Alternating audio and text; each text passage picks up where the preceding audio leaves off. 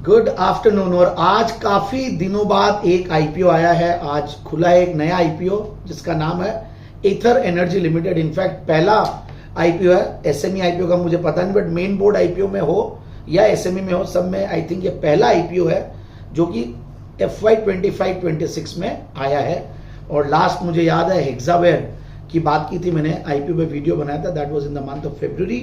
अब एथर एनर्जी देखिए, नाम से ही लगता है कि कुछ ना कुछ ईवी से रिलेटेड होगा या पावर से रिलेटेड होगा, but yes, it's an electric vehicle company और जिसमें हीरो मोटोकॉर्प की मेजॉरिटी स्टेक है, हाईएस्ट लार्जेस्ट शेयर होल्डर है वो। और ओला इलेक्ट्रिक का एक आईपीओ आया था, हालांकि इनका हमने जब DRHP पढ़ा तो उसमें हमने देखा कि इन्होंने अपने आप को जो कंपेयर किया, peer comparison hero MotoCorp, Bajaj auto, TVS motor, इनके साथ किया है।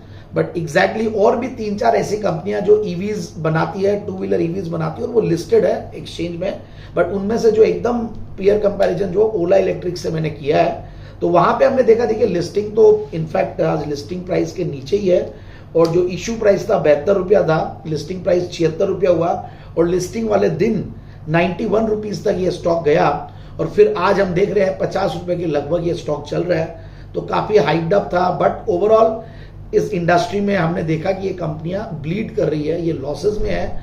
और जब ऐसे मार्केट्स रहते हैं जहां पे ऑलरेडी इतना करेक्शन हो चुका और बहुत सारी जब आइडियाज रहती है और अपॉर्चुनिटीज है जहां पे हम नीचे के लेवल्स पे आप एंट्री कर सकते हैं after this correction in mid cap and small cap, तो हमारी रिसर्च टीम ने पूरी एनालिसिस की और पूरा समझा कि एक लॉस मेकिंग आईपीओ में हमारे हिसाब से नहीं लगाना चाहिए।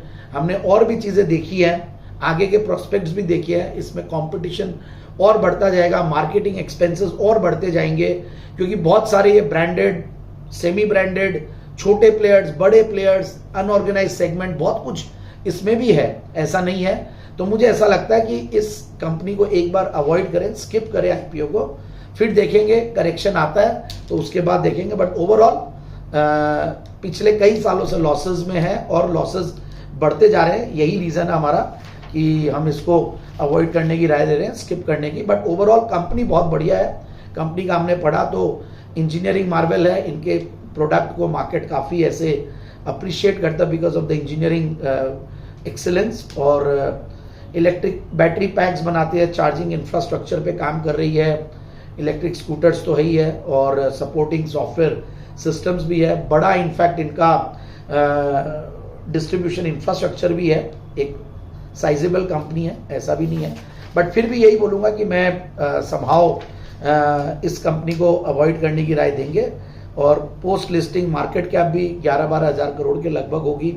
आईपीओ साइज भी ठीक ठाक है, जिसमें से इनफैक्ट 3,000 करोड़ का आईपीओ आ रहा है और लोअर बैंड इसका 304 और 321 की प्राइस है। तो ये सारी डिटेल्स तो अवेलेबल रहेगी, बट हमारी राय यही है कि हम इसको स्किप करेंगे फॉर द टाइम भी। Thank you.